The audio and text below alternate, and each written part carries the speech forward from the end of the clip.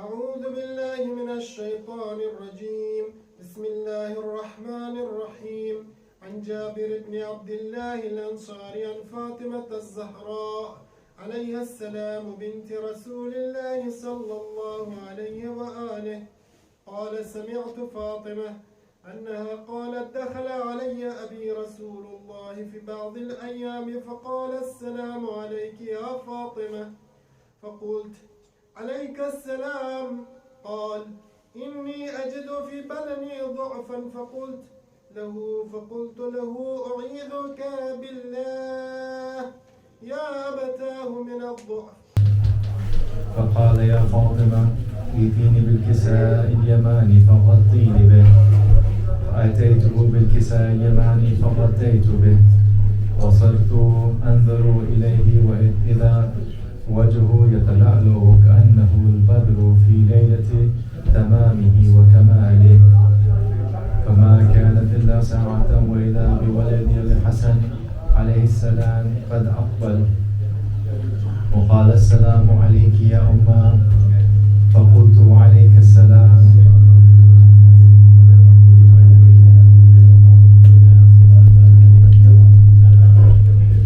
فقلت: وعليك السلام يا قرة عيني وثمرة فؤادي. فقال: يا أمه، إني أشم عندك رائحة طيبة كأنها رائحة جدي رسول الله صلى الله عليه وآله. فقلت: نعم، إن جدك تحت الكساء. فأقبل الحسن نحو الكساء وقال: السلام عليك يا جدا يا رسول الله، أتأذن لي أن أدخل معك تحت الكساء؟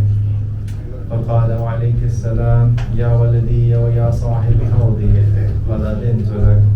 فدخل معه تحت الكساء. فما كانت إلا ساعة وإذا بولدي الحسين قد أقبل وقال: السلام عليك يا أمه. فقلت: وعليك السلام يا ولدي ويا قرة عيني وثمرة فؤادي.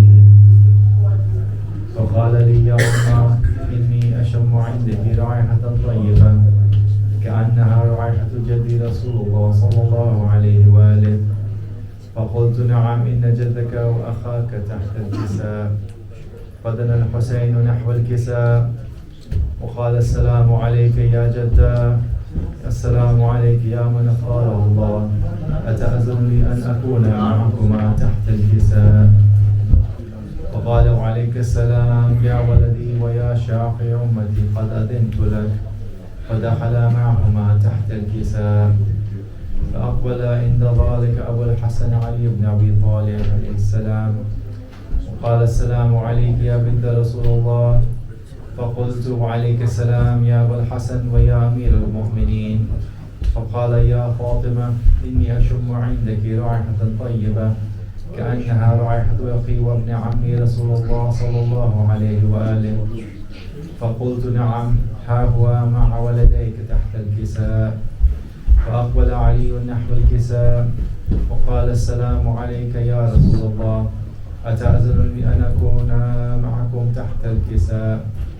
قال له: وعليك السلام يا أخي ويا وصي وخليفتي وصاحب لوائي، قد أذنت لك. فدخل علي تحت الكساء ثم أتيت نحو الكساء وقلت: السلام عليك يا أبتا يا رسول الله، أتأذن لي أن أكون معكم تحت الكساء؟ قال: وعليك السلام يا بنتي ويا بدعتي، قد أذنت لك. فدخلت تحت الكساء. فلما أكملنا جميعا تحت الكساء أخذ أبي رسول الله بطرف الكساء وأومى بيده اليمنى إلى السماء وقال: اللهم إن هؤلاء أهل بيتي وخاصتي وحامتي، لحمهم لحمي ودمهم دمي، يؤلمني ما يؤلمهم ويحزنني ما يحزنهم.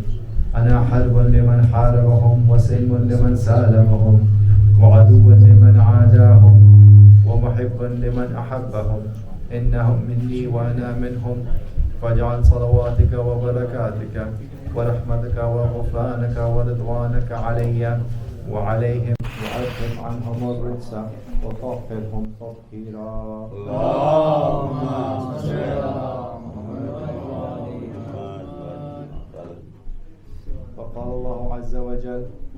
ملائكتي ويا سكان سماواتي إني ما خلقت سماء مبنية ولا أرضا مدحية ولا قمرا منيرا ولا شمسا مضية ولا فلكا يدور ولا بحرا يجري ولا فلكا يسري إلا في محبة هؤلاء الخمسة الذين هم تحت الكساء.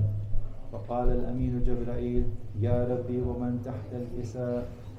فقال عز وجل: هم أهل بيت النبوة ومعدن الرسالة، هم فاطمة وأبوها وبعلها وبنوها. اللهم صل على محمد. فقال جبرائيل: يا ربي أتأذنني أن أهبط إلى الأرض لأكون معهم سادسا؟ فقال الله: نعم قد أذنت لك. فهبط الأمين جبرائيل وقال: السلام عليك يا رسول الله. العلي الأعلى يقرأ السلام ويخصك بالتحية والإكرام ويقول لك: وعزتي وجلالي إني ما خلقت سماء مبنية ولا أرضا مدحية ولا قمرا منيرا ولا شمسا مضية ولا فلكا يدور ولا بحر يجري ولا فلك يسري إلا لأجلكم ومحبتكم، وقد أذن لي أن أدخل معكم، فهل تأذن لي يا رسول الله؟ وقال رسول الله: وعليك السلام يا أمين وحي الله، فإنه نعم قد أذنت لك. فدخل جبرائيل معنا تحت الكساء فقال لأبي: إن الله قد أوحى إليكم يقول: إنما يريد الله ليذهب عنكم الرجس أهل البيت ويطهركم تطهيرا. اللهم صل على محمد. فقال علي لأبي: يا رسول الله أخبرني ما لجلوسنا هذا تحت الكساء من الفضل عند الله. فقال النبي صلى الله عليه وآله: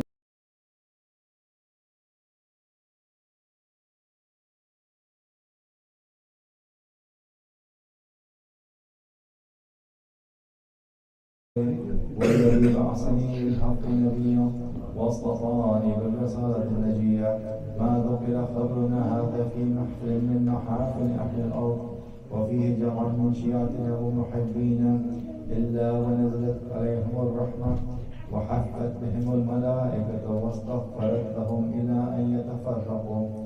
فقال علي عليه السلام: إذا والله فزنا وفاز شيعتنا ورب الكعبة.